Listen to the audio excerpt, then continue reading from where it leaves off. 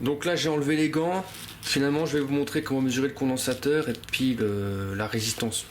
Puis deux autres éléments. Parce que autrement ça vaut pas le coup. C'est juste pour montrer deux éléments. Donc il faut savoir que dans les services après-vente, généralement ils s'embêtent pas. Ils changent de la carte. Ils cherchent pas à mesurer le condensateur, ça leur prendrait trop de temps, ni les résistances. Donc ils changent la carte. C'est pas une critique, c'est juste une observation. Même ceux qui changent les chauffe-eau, bien souvent, c'est un relais ou un condensateur qui est cramé, ils s'embêtent pas, ils changent. Parce qu'ils passeraient trop de temps chez le client.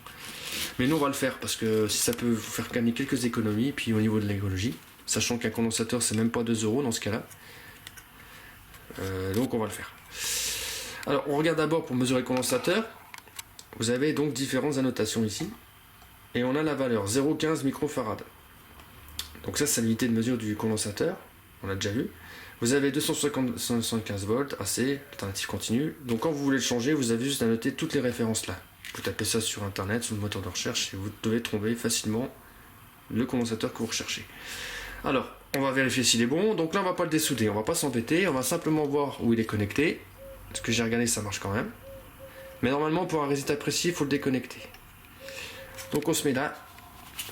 On prend notre fameux multimètre. Donc là, j'ai enlevé les gants parce que c'est du petit courant, ça risque rien. On a vu que c'était 0,15 microfarad. Je vois bien, vous voyez bien la valeur. Donc, qu'est-ce qu'on fait? On prend le multimètre, on se met sur l'unité farad pour mesurer les condensateurs et on va se mettre sur le calibre qui a une grandeur au-dessus, donc 2 microfarads. Ici. Pas là, ni là, c'est 2 microfarads. Toujours une grandeur au-dessus. Donc on prend des aiguilles, on regarde la soudure, ici, et normalement, voilà, on a la valeur qui s'affiche.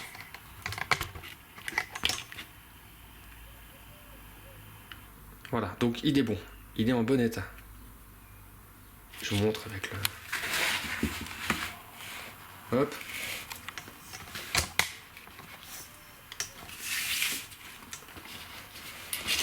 Vous voyez bien. Donc là, on n'a pas eu besoin de le dessouder. Donc on voit que il fonctionne parfaitement.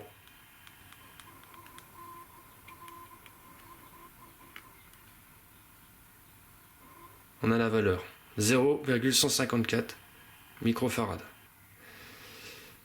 Donc le condensateur est en bon état. Maintenant, on va vérifier la résistance. Donc le bouton aussi, on aurait pu le vérifier, mais bon, je pense que vous avez compris, on verra ça un autre jour. La résistance, donc, quand on a des résistances comme ça, il y a des codes couleurs sur des résistances. Donc là, vous voyez, il y a 4 anneaux. Il y a les résistances à 4 anneaux, il y a 5 anneaux, et ça change tout. Donc les deux premiers chiffres, c'est des chiffres significatifs. Donc, vous avez aussi des calculateurs sur internet qui permettent de calculer. Donc ce qu'on va faire, déjà on va calculer en théorie ce qu'elle vaut la résistance. Parce qu'on ne peut pas régler tout de suite le multimètre si on ne connaît pas la valeur en théorie. Donc vous prenez sur internet, je vous montrerai ça mieux. On a les deux chiffres significatifs et vous avez le multiplicateur. Donc là il y a 4 anneaux. Donc on va les voir. Donc on prend notre résistance.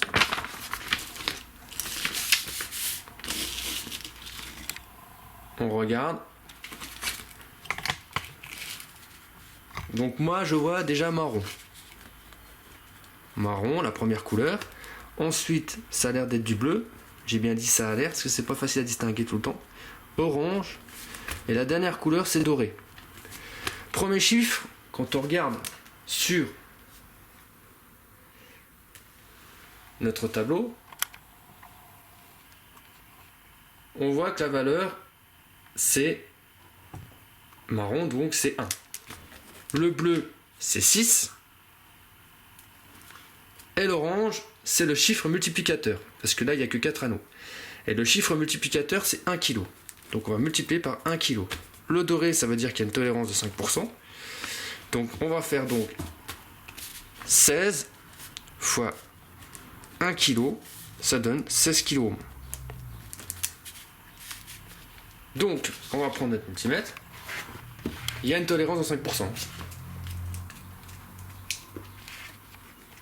On se met en ohmmètre. Donc 2 kg. Je rappelle, c'est 16 kg. Donc on se met sur le calibre 20 kg. Toujours une valeur plus grande au niveau du calibre que la valeur affichée sur la résistance ou le condensateur.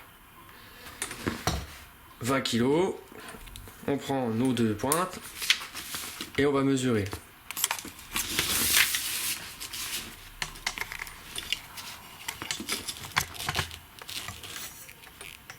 Voilà, on se met là. Normalement, on devrait dessouder, mais bon. 17,56. Donc ça paraît un peu... Au niveau de la tolérance, c'est pas sans sas, mais bon, au moins on voit que la résistance, elle marche. Donc normalement, 17,56. Ça veut dire que le deuxième anneau, ce serait du violet, apparemment. Voilà, donc... Bon, dans tous les cas, on sait que la valeur, la valeur de la résistance, ça a l'air à peu près pareil. On va refaire ça avec une autre résistance pour vous montrer, pour que vous compreniez mieux. Alors avant toute chose, on va mesurer les deux cosses là, enfin les deux connexions là, pour voir si elles sont en bon état. Donc ça c'est simple, on se met en test de diode, test de continuité. Quand on touche les grappés avec les fusibles, quand on touche, on voit que ça, il y a du courant qui passe, qu'il y a une connexion. Donc on se met là, on va vérifier simplement ça. Voilà.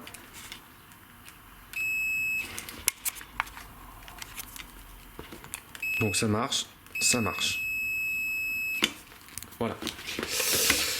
Maintenant, on va voir avec la résistance, une résistance différente pour vous montrer, pour vous expliquer encore mieux. Donc j'ai pris une résistance comme ceci, une grosse. Donc vous voyez, il y a différentes couleurs. Il y a 4 couleurs. Il y a 4 anneaux. Donc on va la mettre sur ce qu'on appelle une breadboard. Donc ça s'achète à peu près 10 à 20 € dans le commerce. Voilà. Donc on va calculer déjà sa valeur en théorie. Donc première couleur, marron. Donc 1. Deuxième couleur, c'est du noir. Donc la valeur, c'est 0. Si on revient avec notre tableau là. Alors vous avez aussi une méthode qui s'appelle ne mangez rien ou jeûner, ne voilà bien votre grande bêtise. Mais nous, on va pas aller jusque là. C'est un mémo technique. Voilà, noir. Tout ça. Donc, noir. Après, il y a orange. Donc ça veut dire qu'on multiplie par 10 kg. Et on a une tolérance de 5%, parce que c'est doré le dernier anneau. Voilà, donc je vous montre tout ça. Donc, logiquement on a ça, donc ça veut dire que j'ai une résistance de 10 kΩ. 10 kΩ. Il y a une tolérance de 5%. Qu'est-ce que ça signifie ? Eh ben, ça signifie que si jamais j'ai pas la bonne valeur, on va pouvoir le vérifier avec la tolérance. Donc on sait que en théorie la valeur elle vaut 10 000 ohms.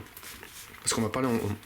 On va multiplier par ce qu'on appelle un coefficient multiplicateur. Donc 5%, 5 divisé pour 100, ça fait 0,05.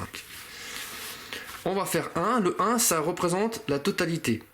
C'est l'entier. L'entier, donc c'est 10 000. Comme il y a une tolérance, et si on trouve une valeur en dessous de ce qu'on devait trouver, ça veut dire qu'il y a une réduction. Donc on va faire 1 moins 0,05. Donc ça s'appelle un coefficient multiplicateur. Et logiquement, en théorie, on devrait trouver 9500 ohms.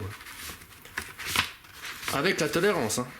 Sans la tolérance, on devrait trouver 10 000, mais comme on dit qu'il y a une tolérance, on doit trouver approximativement, en théorie, 9500 ohms. Dans le cas où on trouve un peu plus que 10 000 ohms, avec cette tolérance, on fait 10 000 ohms fois 1 plus 0,05. Donc ça symbolise le 1, c'est les 100%. Oui. Ça symbolise les 10 000, ça symbolise 100%. Pareil pour le 1 là. C'est la totalité. La totalité moins 0,5. Donc là, si on trouve plus, on devrait trouver à peu près, attendez, je vous dis ça, 10 500 ohms. 10 500 ohms. Donc on sait déjà en théorie ce qu'on doit trouver. À peu près. Hein. C'est de la théorie. Donc je rappelle, le 1, c'est la totalité, les 10 000. Comme il y a une tolérance, on l'additionne, on le soustrait.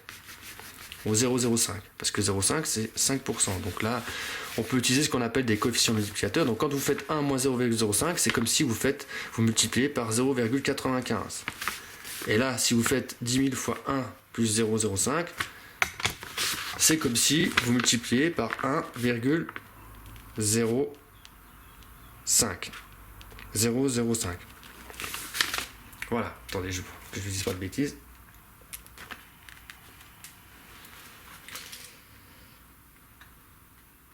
Hop.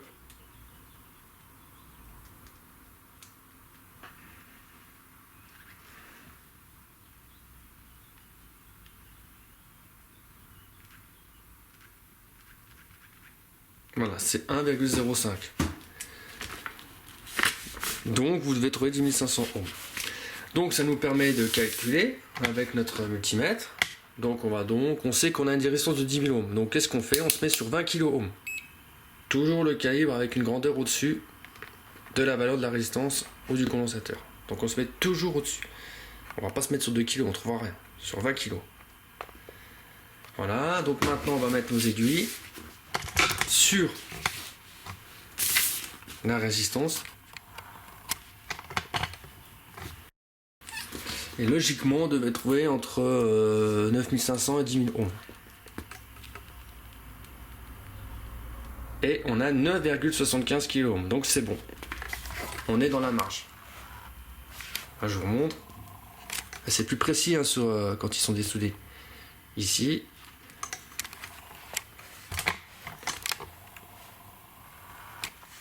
Voilà. Mais on verra ça mieux hein, avec. On fera un truc spécial loi d'ohm bientôt. Voilà. Donc vous voyez la tolérance, c'est la tolérance. Normalement on aurait dû trouver en théorie 10 000 ohms, soit 10 kΩ si on convertit. 10 000 ohms ça fait 10 kΩ. Mais comme il y a une tolérance, on a 9,75 kΩ. Voilà, donc j'espère que vous avez assimilé pas mal de choses. Là ce qu'on va faire, on va remonter, on va mesurer les raisonnements de moteur et puis après on remontera tout l'appareil.